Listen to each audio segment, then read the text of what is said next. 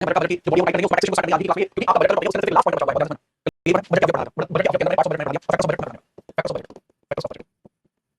Budget के factor क्या होता है एक बजट के बारे में आपको क्या चीज बतानी चाहिए ठीक है फटाफट से नोट करना शुरू कीजिए आप क्या फैक्ट्स ऑफ बजट जब आप बजट की फैक्ट्स की बात करते हो तो आपके दिमाग में हमेशा दो चीज आती है कि बजट आपका क्लियर हो सकता है आपका बजट आपका क्लियर हो सकता है जब आप total value and total expenditure के बारे में आपको जानकारी हो तो इसके हेडिंग होती है बजट का बजट का ठीक है बजट का तो इंस्टाग्राम ठीक हो गया इंस्टाग्राम ठीक हो गया अभी उसमें क्या आ रहा है रिप्लाई अभी भाई ठीक है ये है भाई आपके बजट के लिए एक संतुलन लाइन बजट के अंदर आपको बताना चाहिए इसके अंदर होती है कुल प्राप्ति आपकी बताना चाहिए टोटल रिसीट इसको बोलते हैं टोटल रिसीट और दूसरी चीज होती है कुल व्यय टोटल एक्सपेंडिचर टोटल एक्सपेंडिचर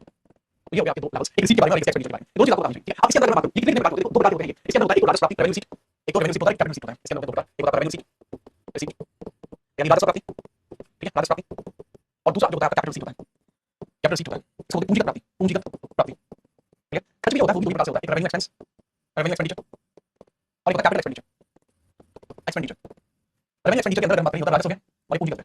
राजस्व है और ये होता है पूंजीगत है समझे ये दोनों प्रकार आपको समझना है बहुत ध्यान से लेकिन राजस्व में होता है इसके दो प्रकार होते हैं यहाँ पर राजस्व होता है इसके दो प्रकार होते हैं विकासात्मक राजस्व और गैर विकासात्मक राजस्व एक होता है विकासात्मक ठीक है डेवलपमेंट और रेवेन्यू एक्सपेंडिचर और एक होता है गैर विकासात्मक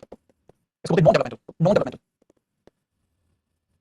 दोनों प्रकार से आपको चीजें आती है रेवेन्यू एक्सपेंडिचर में तो उम्मीद है आपको समझ पाएंगे कि फैक्टर बजट क्या होता है भाई बजट के अंदर इनकम होता है प्राप्ति कहां से हुई है और हमें खर्च कहां पे करना है करेंगे कर चुके हैं इन दोनों चीजों का उल्लेख बजट के अंदर होता है तभी उस दस्तावेज को हम बजट कहते हैं अब अगर मैं आपसे सवाल पूछूं अभी के लिए मुझे सवाल बताओ क्लास में कि बजट आने से एक दिन पहले गत वर्ष में हुए सभी खर्चों का उल्लेख किया जाता है और यह कार्य वित्त सर्टिफिकेट द्वारा किया जाता है तो वह दस्तावेज क्या कहलाता है I repeat my question. Before the arrival of budget, the government issued a document just a day before budget, which is released by finance secretary. Is known as budget के आने से ठीक एक दिन पहले एक दस्तावेज जारी किया जाता है जो सरकार जारी करती है जिसके अंदर गत वर्ष के सभी खर्चों का उल्लेख होता है उसको क्या बोलते हैं सुनने कहना है मार्च क्लोजिंग बहुत बढ़िया ये मार्च क्लोजिंग नहीं वो मार्च क्लोजिंग नहीं दुष्यंत का सही है हिमांशु का सही है और चार बच्चों का सही है दैट इज व्हाट इकोनॉमिक्स है कल की क्लास में बताया मैंने दैट इज व्हाट इकोनॉमिक्स है एनुअल फाइनेंशियल स्टेटमेंट नहीं होता एनुअल फाइनेंशियल स्टेटमेंट जो होता है वो तो बजट होता है that is what annual financial statement जो बजट होता है समझ लिया बजट चलो उम्मीद आप समझ पाए अब इसके बारे में सबसे पहले हम डबल कुल प्राप्ति के बारे में पढ़ते हैं कुल प्राप्ति के बारे में पढ़ते हैं हेडिंग लीजिए टोटल रेवेन्यू हेडिंग लीजिए टोटल रेवेन्यू यानी प्राप्ति के बारे में पढ़िए प्राप्ति रिसीट ठीक है सर इसके अंदर सबसे पहले राजस्व प्राप्ति रेवेन्यू रिसीट राजस्व प्राप्ति ये कौन सी प्राप्ति होती है बताइए होता क्या है सरकार के द्वारा जब सरकार के द्वारा वे प्राप्तियां की जाती हैं सरकार के द्वारा वे प्राप्तियां की जाती हैं जिसके गवर्नमेंट को दूसरा भुगतान करना पड़े ऐसी प्राप्तियां जिसके गवर्नमेंट को दूसरा भुगतान नहीं करना पड़ता वे आपकी राजस्व प्राप्ति होती है गवर्नमेंट के द्वारा की जाने वाली प्राप्तियां गवर्नमेंट के द्वारा की जाने वाली प्राप्तियां की जाने वाली वे प्राप्तियां जिनके लिए गवर्नमेंट को उन्हें कोई भुगतान करना पड़े उन्हें कोई भुगतान करना पड़े कोई भुगतान करना पड़े नहीं करना पड़े वो चीज हमारी रेवेन्यू रिसीट यानी राजस्व प्राप्ति में आती है एग्जांपल के लिए टैक्स बेस्ट एग्जांपल है टैक्स की प्राप्ति होना ठीक है एग्जांपल के लिए टैक्स की प्राप्ति होना एग्जांपल आप एग्जांपल बताओ टैक्स की प्राप्ति होना या फिर गवर्नमेंट द्वारा लगाए गए अधिकार या गवर्नमेंट द्वारा लगाए गए अधिकार गवर्नमेंट अधिकार अधिकार टैक्स अधिकार लिखना चाहूँ लगा सकते हैं बोलते हैं गवर्नमेंट टैक्स अधिकार सेस बोलते हैं इंग्लिश में ठीक है टैक्स की प्राप्ति किसी ऑफ टैक्स सेस इन गवर्नमेंट को वापस पैसे नहीं देने एक बार गवर्नमेंट के पास आगे गवर्नमेंट को भुगतान करना पड़ेगा दीज आर रेवेन्यू रिसीट अच्छा और समझो ये तो अगर गवर्नमेंट ने मान के चलो किसी दूसरे देश को उधार लिया हुआ है उसके ऊपर जो ब्याज की प्राप्ति गवर्नमेंट को होगी वो भी इसी के अंदर आएगा वो भी इसी के अंदर आएगा ठीक है लाभ और लाभांश जो है वो भी इसी के अंदर आएगा गवर्नमेंट के शेयर के अंदर बड़ा लाभ और लाभांश वो भी इसी में आएगा लाभांश भी इसी के अंदर आता है लाभ और लाभांश भी इसी के अंतर्गत आता है गवर्नमेंट शेयर के अंदर जितने गवर्नमेंट के शेयर हैं उसमें प्रॉफिट लगेगा गवर्नमेंट शेयर में प्रॉफिट है वो भी गवर्नमेंट को मिलेगा और जो अभी समझा रहा था वो क्या था दिए गए विदेशी कर्ज पर प्राप्त ब्याज दिए गए विदेशी कर्ज पर प्राप्त ब्याज कर्ज पर प्राप्त ब्याज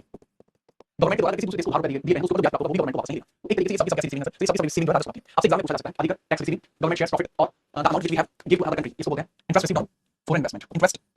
रिसीव्ड ऑन फॉरेन इन्वेस्टमेंट वो चीज क्या कहलाती है वो रेवेन्यू रिसीट कहलाती है राजस्व की प्राप्ति कहलाती है ठीक है याद रखना ये गवर्नमेंट को बहुत फायदा देता है क्योंकि इसके गवर्नमेंट को बार कोई खर्च नहीं करना अधिकार क्या होते हैं अधिकार होते हैं प्रकार होते हैं टैक्स होते हैं लेकिन वो टैक्स के ऊपर लगाए जाते हैं जैसे शराब के ऊपर पेट्रोल के ऊपर ठीक है लगाए जाते हैं जब टैक्स बनाना वापस ठीक है अब हम बात करते हैं कैपिटल रिसीट के बारे में कैपिटल रिसीट के बारे में कैपिटल रिसीट के बारे में बात करते हैं कैपिटल रिसीट किसको बोलते हैं सर इसको बोलते हैं पूंजीगत प्राप्ति बोलते हैं इसको मतलब जब गवर्नमेंट के द्वारा की जाने वाली प्राप्तियां की जाने वाली वे प्राप्तियां की जाने वाली प्राप्तियां जिनके गवर्नमेंट को भुगतान करना पड़ता है जिनके लिए गवर्नमेंट को उन्हें भुगतान करना पड़ता है ठीक है गवर्नमेंट को उन्हें भुगतान करना पड़ता है मतलब अभी तो आप उसको इस्तेमाल कर लो लेकिन बाद में आपको अभी इस्तेमाल करने के बाद में आपको वापस देना पड़ेगा तो that is called capital receipt तो that is called capital receipt ठीक है इसके अंदर क्या होता है कंडीशन वो कंडीशन आप लिख लीजिए तो गवर्नमेंट के द्वारा लिया गया ऋण जो है ठीक है गवर्नमेंट के द्वारा लिया गया जो ऋण है गवर्नमेंट द्वारा लिया गया गवर्नमेंट द्वारा लिया गया ऋण गवर्नमेंट द्वारा लिया गया ऋण अब वो घरेलू भी हो सकता है विदेशी भी हो सकता है अब ये चीजें घरेलू भी हो सकती है और ये चीज विदेशी भी हो सकती है घरेलू और विदेशी दोनों चीजें शामिल होती है गवर्नमेंट ने अगर ऋण लिया है तो अभी फिलहाल तो गवर्नमेंट फायदा पहुंचा देगा लेकिन बाद में गवर्नमेंट को वापस भी देना पड़ेगा तो that is called capital receipt यह जो है हमारी पूंजीगत प्राप्ति है यह जो है हमारी पूंजीगत प्राप्ति है इसके अलावा अपनी जो लोक लेखा प्राप्तियां होती हैं लोक लेखा प्राप्तियां होती हैं लोक लेखा प्राप्ति से सैलरी वगैरह प्राप्ति होती है सैलरी वगैरह जो होती है गवर्नमेंट की उसके रिगार्डिंग जो हमारी होती है सैलरीज और रिसीविंग करती है गवर्नमेंट उसके रिलेटेड ठीक है चलिए लोक लेखा प्राप्ति ठीक है वो क्या लिख सकते हैं नोट कीजिए आगे बढ़ते हैं सर लोक लेखा संविधान में दिया है जी हां लोक लेखा संविधान में दिया है ठीक है इसका मतलब होता है लोक लेखा का मतलब होता है ऑडिट ठीक है ऑडिट होता है समझिए इकोनॉमिक्स में इकोनॉमिक्स आपको मिल जाएगा ठीक है तो कैपिटल रिसीट के बारे में आप समझिए एग्जांपल के लिए मैं आपको बताना चाहूंगा एक एग्जांपल के लिए मैं आपको बताता हूं क्या आपकी रिसीविंग होगी कैसे होगी मान लीजिए आप समझ रहा है मैं एक आदमी रंगा अब रंगा के बारे में आपको सीरीज में बताता हूँ। एक महीने में, एक माह में, ठीक है, इसके पास कितने रुपए थे? तो इसके पास 1 लाख रुपए। अब ये 1 लाख रुपए इसके पास कैसे आए? सिर्फ 50,000 की सैलरी आती है, 50,000 की सैलरी आती है, ठीक है। 10 का सामान बेच दिया, सामान बेच दिया इसने, एक फोन बेच दिया, फोन बेच, ये दिखा नहीं दिखा, रुक जाओ, इधर से एग्जांपल करना पड़ेगा।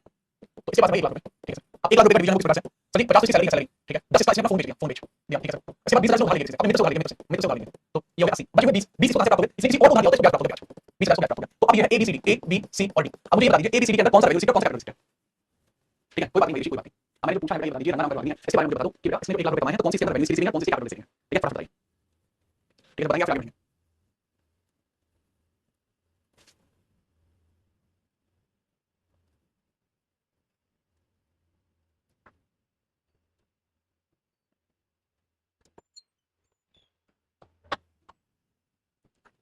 हाँ भाई सर, डी रेवेन्यू है, डीबी और कैपिटल है एसी। अच्छा अब सर बता समझ बात क्या है। देखो जो सैलरी क्या है, क्या सैलरी इसको वापस नहीं करोगे, वापस देने पड़ेंगे। जो सैलरी एक बार इसके पास आ गई, क्या इसलिए उसको वापस देना पड़ेगा, नहीं देना पड़ेगा, दैट इज रेवेन्यू, ये राजस्व, ये राजस्व आपकी रेवेन्यू से जो 10,000 से फोन बेचा है, इसलिए इसको वापस देना पड़ेगा, नहीं देना पड़ेगा, ठीक है, ये रेवेन्यू। इसके अंदर गवर्नमेंट के द्वारा प्राइवेटाइजेशन होता है, वो भी इसका इसी के द्वारा रेवेन्यू, 20,000 उधार लेंगे, इसलिए टैक्स देना पड़ेगा, और 20,000 के बाद में कैपिटल से सीधा बाकी सारी इसके अंदर कैपिटल, ठीक है, ठीक है, क्लियर हो गया। तो इसलिए गवर्नमेंट के खर्चे, गवर्नमेंट की प्राप्ति, गवर्नमेंट यहाँ से पैसा प्राप्त करता है। अब गवर्नमेंट को खर्च कैसे करता है, अब गवर्नमेंट को क्या देखेंगे, व्यय देखेंगे, गवर्नमेंट को व्यय कैसे करता है, ठीक है, ठीक है, व्यय से मैंने बताया एक्सपेंस, एक्सपेंस होता है सबसे पहले आपको देखना होता है अपना रेवेन्यू एक्सपेंस, रेवेन्यू एक्सपेंस, और दूसरा है आपका कैपिटल एक्सपेंस, एक्सपेंस, ठीक है। रेवेन्यू एक्सपेंस मतलब राजस्व है, ठीक है, और ये क्या है आपका पूंजीगत व्यय, पूंजीगत व्यय, ठीक है। अब इसके बारे में समझने का प्रयास करते हैं कैसे होते हैं। गवर्नमेंट के द्वारा किया गया ऐसा व्यय या ऐसा एक्सपेंस जो देश के गवर्नमेंट में सहायक होता है, इसके अंदर दो हिस्से हैं, जो फायदा तो देगा लेकिन वो सीधे तौर पर पैसे नहीं कमाएगा, जो इनडायरेक्ट अप्रत्यक्ष तरीके से, अप्रत्यक्ष तरीके से, अप्रत्यक्ष तरीके से सरकार को, सरकार के लिए कमाई करेगा, सरकार के लिए कमाई कर पाएगा, ठीक है, सरकार की प्राप्तियां बना पाएगा, बनाएगा, सरकार की प्राप्तियां बनाएगा, लेकिन अप्रत्यक्ष तरीके से। पूंजीगत किसी भी पूंजी का क्या होता है, ऐसा व्यय, ऐसा व्यय जो प्रत्यक्ष रूप से, जो प्रत्यक्ष रूप से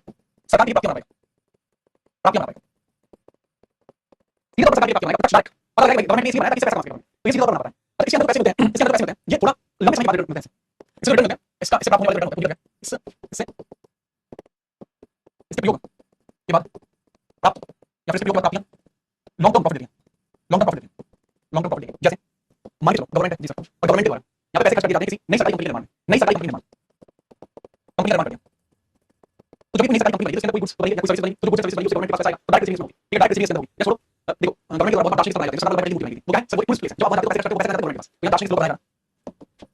दार्शनिक स्तर बनाएगा, पुलिस प्लेस बनाएगा, पुलिस प्लेस बनाना, ये भी आपको देखना पड़ेगा, पुलिस प्लेस बनाना, to construct new government company, to create tourism place, to create road, to create road बनाना, रोड बनाना। अगर आप रोड बनाओगे, ठीक है, अगर गवर्नमेंट रोड बनाती है, कंस्ट्रक्शन रोड है, उसमें टोल भी गवर्नमेंट, ऑब्वियस बात है, टोल भी गवर्नमेंट उससे करेगी, रेलवे निर्माण करेगी तो भी टोल करेगी, रेलवे निर्माण करेगी तो भी गवर्नमेंट करेगी, उससे बहुत लंबे समय उस चीज को करेगी, बहुत लॉन्ग टर्म प्रॉफिट होंगे। एक बार बना दिया पैसा आ रहा है, ठीक है, दैट इज पूंजी करते हैं। अब राजस्व जैसे करते हैं, एक तो विकासात्मक, विकासात्मक, विकासात्मक है, और एक गैर विकासात्मक, विकासात्मक, विकासात्मक और गैर विकासात्मक। एक होता है डेवलपमेंट, डेवलपमेंट के लिए, और एक होता है नॉन डेवलपमेंट के लिए, नॉन डेवलपमेंट के लिए। एक बार समझ में आएगा,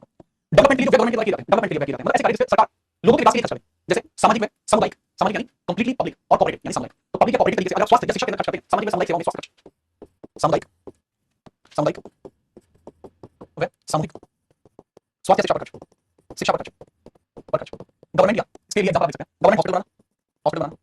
ये गवर्नमेंट स्कूल बनाना। आपको सोचो कि गवर्नमेंट स्कूल बना के हॉस्पिटल बना के क्या गवर्नमेंट उसका पैसा निकाल सकती है? एक रुपए की पर्ची कटवा दो, लेकिन आपको पता है मेडिसिन कितनी सारी ले सकते हैं गवर्नमेंट हॉस्पिटल से, क्या गवर्नमेंट उसी से पैसा कमाती है? उन लोगों को पैसा देती है ताकि लोग स्वस्थ रहें और आगे चल के गवर्नमेंट के लिए पैसा कमाए, समझ नहीं? तो these are indirect, indirect government से कमाती है, इससे गवर्नमेंट इनडायरेक्टली कमाती है। तो बहुत बढ़िया तरीके से एग्जांपल आपका हो जाएगा, पब्लिक टॉयलेट, पब्लिक टॉयलेट वगैरह बनाना, ठीक है, पब्लिक टॉयलेट वगैरह बनाना, पब्लिक टॉयलेट गवर्नमेंट बना रही है ताकि आप लोग स्वस्थ रहें, आप अपना जो पैसा है वो खर्च ना करें, आपकी इनकम सोर्स बढ़ाते रहे, जिससे आप गवर्नमेंट को टैक्स देगा, समझ? अब आते हैं गैर विकासात्मक कार्य, गैर विकासात्मक कार्य वो कौन से कार्य होते हैं? गैर विकासात्मक कार्य होते हैं, उसको दो विकास सकते हैं, ऐसे कार्य किए जाते हैं जिसके अंदर गवर्नमेंट को विकास की कोई नहीं होती, जिससे देश का विकास नहीं होता, जैसे सब्सिडी देना, आपको लगता है किसी व्यक्ति को सब्सिडी देने से विकास होगा? किसान सम्मान निधि योजना भी मिली थी, अनुदान वाली सिस्टम चला था, गवर्नमेंट ने अलाउंस दिए थे, ग्रांट दिए थे, सरकार द्वारा अनुदान, अनुदान वे सब्सिडी, अनुदान बोलते हैं, इसको गवर्नमेंट ग्रांट वे subsidy, grant subsidy, subsidy, subsidy, subsidy. तो सरकार के अनुदान सब्सिडी से रिलेटेड चीजें करते हैं, गवर्नमेंट ग्रांट आपको देखने को मिलता है, सब्सिडी देखने को। तो गवर्नमेंट ग्रांट एंड सब्सिडी के बारे में विचार करता है, तो इससे गवर्नमेंट को डायरेक्टली पैसा नहीं मिलता, गवर्नमेंट अपने लिए सोचता है, गवर्नमेंट को अच्छा पैसा बहुत सीधे शब्दों में बात है, ठीक है। इसके किसान सम्मान निधि योजना एग्जांपल है, आप किसान को 2000 रुपए डालोगे, आपको लगता है कि कुछ दिलाता है, नहीं कर पाएंगे, क्यों डालते हैं? क्या आपको 2000 रुपए से किसान की खेती कर सकते हैं? नहीं कर सकते, क्यों डालेंगे? दिस इज द ठीक है, ये तो अच्छी बात वाली बात है, ठीक है। अब विदेशी कर्जा, ठीक है, हम विदेशी कर्जा का ब्याज का भुगतान आप कर रहे हो, ब्याज का भुगतान, तो ब्याज आपका सरकार द्वारा लिए ब्याज का भुगतान, सरकार द्वारा लिए ब्याज का भुगतान, ब्याज का भुगतान, सरकार के द्वारा लिया लिए कर्ज के ब्याज का भुगतान, लिए कर्ज के ब्याज का भुगतान, लिए कर्ज के ब्याज का भुगतान, भुगतान सरकार के द्वारा कोई कर्जा लगा है, सरकार द्वारा कर्जा लगा है, उसके ब्याज का भुगतान है, वो भी क्या करता है, वो भी आपको कोई भी काम नहीं करेगा। अच्छा, पूंजी का क्या है, एक ही होता है, अगर गवर्नमेंट किसी विदेशी देश को कर्जा देती है तो दैट इज पूंजी का एक्सपेंस, ठीक है, सरकार द्वारा किसी विदेशी देश को कर्जा, सरकार द्वारा किसी अन्य देश को कर्जा, किसी अन्य देश को कर्जा कर सकते हैं। एक बात बताओ, जैसे हमारा बजट तो हम पहले बता देते हैं कि हम इस साल 200 करोड़ रुपए मालदीव को देंगे, इस साल 315 करोड़ रुपए नेपाल को देंगे, 40 करोड़ रुपए भूटान को देंगे, तो हम ये चीज पहले ही अलॉट करके रख लेते हैं। ये चीजें हमारे कैपिटल एक्सपेंस के अंदर आती हैं। When our government give loan to another countries that is also considered under the capital expense, क्योंकि अगर हमने किसी दूसरे देश को कर्जा दिया तो वहां से ब्याज की प्राप्ति होगी। सब पाकिस्तान को 2 रुपए देंगे, 2 रुपए बहुत है। ठीक है, नोट करो, नोट करो, ठीक है।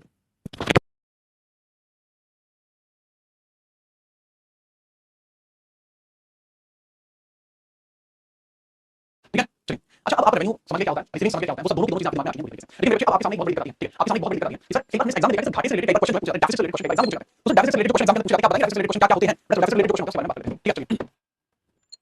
बेटा ऋषि साहब नाम ले लो ना, ऋषि ने एक व्यक्ति का नाम लिया है अभी, और ये व्यक्ति का नाम है यूट्यूबर है, ठीक है, यूट्यूबर है, याद करेंगे बात करें। मैं आपको बता दूं कि जिस व्यक्ति का यहाँ पर नाम लिया ऋषि ने, वो एक टाइम पे मतलब हम लोग हैं, ठीक है, याद रखना, लेकिन वो बहुत पुरानी बात है, मुझे लगता है कि ऐसा कुछ होगा नहीं। तो at that time he was just a singer, ठीक है, एक दो का सिंगर है, ठीक है, वी आर नो, ठीक है, हां शुरुआत में डाला था ऐसे मुझे नहीं बहुत लगता मैं शुरुआत में ठीक है, लेकिन आप बढ़िया है, सही है, ठीक है, हम और कुछ नहीं कहूंगा, याद रखना रोहतक से, ठीक है, चलो आगे बढ़ो, याद रखना शुरू करो, ठीक है, अभी प्लान क्या होता है, उसमें एक एम्प्लॉय लगा दिया तो एम्प्लॉय ने कनेक्ट किया था मुझे, ये सब कुछ होता है, मैं याद रहेगा, देख लेंगे जान करें। चलो भाई बात करते हैं डेफिसिट के बारे में, डेफिसिट के बारे में, डेफिसिट के बारे में,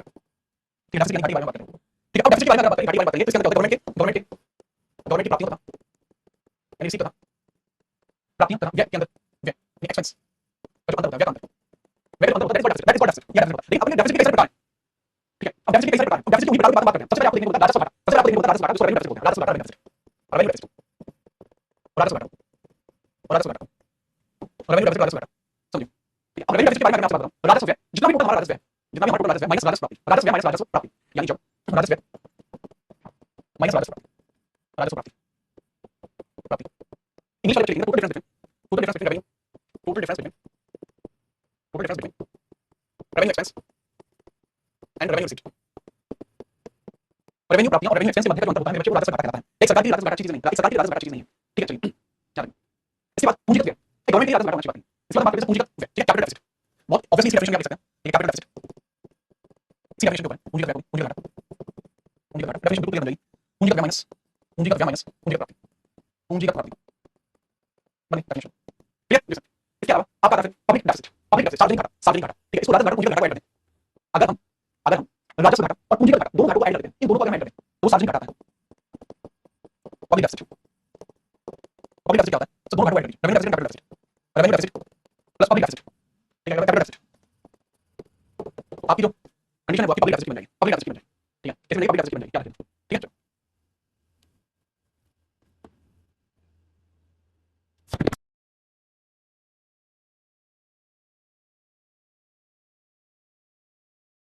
ठीक है, चलो सर कैपिटल डेफिसिट इंग्लिश में लिख दीजिए, इसमें आराम से बेटा आप इतना नहीं लिख सकते क्या, इसमें रेवेन्यू को रेवेन्यू राजस्व लिखते हैं, इधर कैपिटल को पूंजीगत लिखते हैं, व्यय को एक्सपेंस लिखते हैं, प्राप्ति को रिसीट लिखते हैं, मुझे लगा लिख लो और ये बेटा सेम है, सही, ठीक है, सेम है, सेम, तो चाहो लिख लो, आप लिख capital expense minus capital receipt, capital receipt, ये समझ में आ रहा है, ये समझ में ये काट दूंगा आगे, ठीक है, डेफिसिट के बारे में आगे। अभी बहुत फेमस डेफिसिट आपको देखने को मिलता है, एग्जाम में बात करके आता है, और डेफिसिट का नाम क्या है, राजकोषीय घाटा, फिजिकल डेफिसिट, फिजिकल डेफिसिट आता है जब सरकार के द्वारा कोई प्राप्तियां कुल वैसे कम होती हैं, फिजिकल डेफिसिट एग्जाम में बात करके फिजिकल डेफिसिट और राजकोषीय घाटा, राजकोषीय घाटा जब सरकार के द्वारा कुल प्राप्तियां, जब सरकार द्वारा कुल प्राप्तियां, कुल ऋण मुक्त प्राप्तियां, कुल ऋण मुक्त प्राप्तियां, मुक्त प्राप्तियां कुल वैसे कम, कुल वैसे कम, कुल वैसे कम से कम, तो that is condition of physical deficit. इसका फार्मूला लिखना, formula physical deficit, physical deficit का फार्मूला लिखना, physical deficit stands for, physical deficit stands for राजस्व व्यय या कुल व्यय माइनस गैर ऋण राजस्व प्राप्तियां, कुल व्यय माइनस गैर ऋण राजस्व प्राप्ति, समझ रहे हो, समझे नहीं समझे, समझे, समझे कि नहीं समझे, फिजिकल डेफिसिट की डेफिनेशन समझे बेटा, व्यय के अंदर एक्सपेंस तो दोनों आ जाएंगे, एक्सपेंस तो आपके दोनों आ जाएंगे, तो मैंने बताया था एक्सपेंस होते हैं हमारे दो प्रकार के, जैसे इसके अंदर रेवेन्यू भी होता है, रेवेन्यू होता है, रेवेन्यू एक्सपेंस, रेवेन्यू एक्सपेंस भी होता है, और इसके अलावा कैपिटल एक्सपेंस भी होता है, कैपिटल एक्सपेंस भी होता है। अगर हम इन दोनों एक्सपेंसेस को मिला लें, revenue expense plus capital expense दोनों को मिला लें और इसको सबट्रैक्ट कर दें, ठीक है, इसमें क्या सबट्रैक्ट कर दें, सब जो हमारा रेवेन्यू रिसीव है, रेवेन्यू रिसीट है हमारा, ठीक है, जिसके लिए हमें ब्याज नहीं देना, तो that is the condition of physical deficit, that is the condition of physical deficit, समझे जी सर। लेकिन इसके अंदर भी फॉर्मूला नहीं करना होता, तो इसको थोड़ा सा आपको समझना पड़ेगा, थोड़ा सा आपको ये बहुत समझना पड़ेगा कि राजस्व प्राप्तियों में से गैर ऋण राजस्व प्राप्तियां प्राप्त करने के लिए राजस्व प्राप्तियों में से पूंजीगत प्राप्तियों को घटाना पड़ता है, राजस्व प्राप्तियों में से गैर ऋण को निकालने के लिए revenue receipt minus capital receipt, capital receipt. अब जो प्राप्तियां होंगी वो आपको कुल ऐसी प्राप्तियां प्राप्त हो जाएंगी जो कि पूरी तरीके से गैर ऋण राजस्व प्राप्तियां हैं, गैर ऋण राजस्व प्राप्तियां हैं, this is the formula, this is the formula. अब इसके अंदर एक फॉर्मूला आपको दूसरा देखने को मिलेगा, प्राथमिक घाटा, प्राइमरी डेफिसिट, प्राइमरी डेफिसिट आपको देखने को मिलेगा, ठीक है,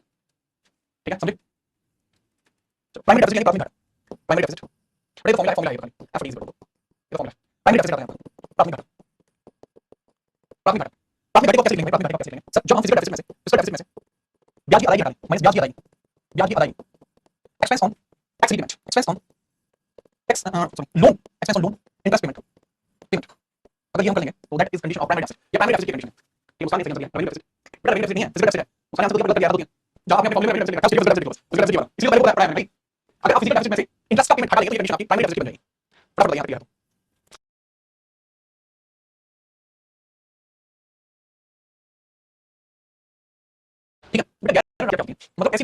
गैर ऋण राजस्व प्राप्ति मतलब ऐसी प्राप्ति जिससे आपको इंटरेस्ट पेमेंट नहीं करना, वो कहलाती है गैर ऋण राजस्व प्राप्ति। एक चीज क्लियर है। अब एक चीज आती है मौद्रिक घाटा। मौद्रिक घाटे की कंडीशन होती है। घाटे के मैंने आपको 5 प्रकार लिखे हैं। पहला दूसरा तीसरा चौथा पांचवा। बजट डेफिसिट जो होता है वो इसी के अंदर इंक्लूड होता है।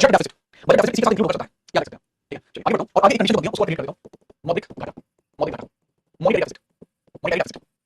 मौद्रिक डेफिसिट का कंडीशन है मतलब व्हाट इज द मौद्रिक डेफिसिट? मौद्रिक डेफिसिट का कंडीशन क्या है? ठीक है मौद्रिक घाटा ठीक है जी। ये कंडीशन क्या है कि जब एक ऐसी स्टेट में सरकार की प्राप्ति है वो कुल खर्चे से अधिक हो जाए, कुल खर्चे से कम हो जाए, ठीक है? मतलब जब सरकार की घाटे पूरी करने के लिए अपनी तरफ से मोड़ छापे जाते हैं। जब सरकार द्वारा जब कुल ज्यादा हो गए किसी कुल प्राप्ति से ये कंडीशन क्या है? जिस कंडीशन घाटा ये डेफिसिट की कंडीशन है, ये घाटा है, ये घाटा है, ये घाटा है, ये घाटा है। तो जिस शब्द से डेफिसिट कभी होता है ये घाटे की बात है। तो अगर ऐसी कंडीशन बन जाती है तो उस स्थिति में गवर्नमेंट के द्वारा मोड़ छापे जाते हैं ताकि उस घाटे को भर पाए। ठीक है? इस स्थिति को सुधारने के लिए सुधार के लिए गवर्नमेंट के द्वारा नोट निर्गमन किया जाता है। निर्गमन नोट निर्गमन होता है पॉइंट या note issue by government, note issue by government for managing deficit. तो ये नोटों का निर्गमन होता है this is called monetary deficit. ये मॉनेटरी डेफिसिट है। अच्छा मॉनेटरी डेफिसिट के बारे में ये चीज आपके दिमाग में नहीं किस चीज की बात करें? अगर ये चीज कम होती है यह अगर यह संतुलित बैलेंस है, अगर ये संतुलित है तो यह संतुलित मतलब काफी ज्यादा नहीं है, पूरी पूरी थोड़ा सा नोट सरकार का छापना चाहिए। अगर डेफिसिट रुक जाएगा तो मार्केट में पैसा नहीं आएगा, मार्केट में पैसा नहीं आएगा तो कम हो जाएगी। तो यह संतुलित अर्थात कम है नहीं घाटा कम है संतुलित मतलब कम है घाटा। तो यह अर्थव्यवस्था की पूरी करती है, तो यह अर्थव्यवस्था पूरी करती है। दिस इज कॉल्ड इकोनॉमिक अर्थव्यवस्था। ये पूरी के रूप में काम करते हैं कार्य करते हैं। ये व्यवस्था अर्थव्यवस्था की पूरी रूप में कार्य करती है। लेकिन बड़ी ठीक है ये कौन है बेटा कानून? इसका मतलब क्या होता है? व्यय बड़ा है, इसका मतलब व्यय बड़ा है, व्यय ज्यादा प्राप्त करना है। साइन का मतलब आपको है अब ये भैया समझ किया कितनी बताइए आगे बढ़ो। ठीक है अब एक आपका बस एक प्रकार का घाटा रह गया मॉनेटरी डेफिसिट के अंदर फॉर्मूला क्या होता है? मॉनेटरी डेफिसिट के अंदर फॉर्मूला क्या होता है? देखो बजट के घाटा प्लस आरबीआई का सार्वजनिक बजट नहीं होगा इसका फॉर्मूला बजट के घाटा इसका फॉर्मूला क्या होता है? फॉर्मूला क्या होता है इसका? बजट के घाटा बजट के घाटा। अब सर ये बजट डेफिसिट क्या होता है? बजट डेफिसिट यही होता है, यही बजट डेफिसिट होता है। ठीक है ठीक है ये बजट डेफिसिट होता है फॉर्मूला बजट के घाटा प्लस आरबीआई का सार्वजनिक बजट नहीं होगा, आरबीआई का सार्वजनिक बजट नहीं होगा, आरबीआई का सार्वजनिक पब्लिक बजट नहीं होगा, सार्वजनिक बजट नहीं होगा योगदान आरबीआई का सार्वजनिक बजट में योगदान है। ये फॉर्मूला है मॉनेटरी डेफिसिट का, मॉनेटरी डेफिसिट का,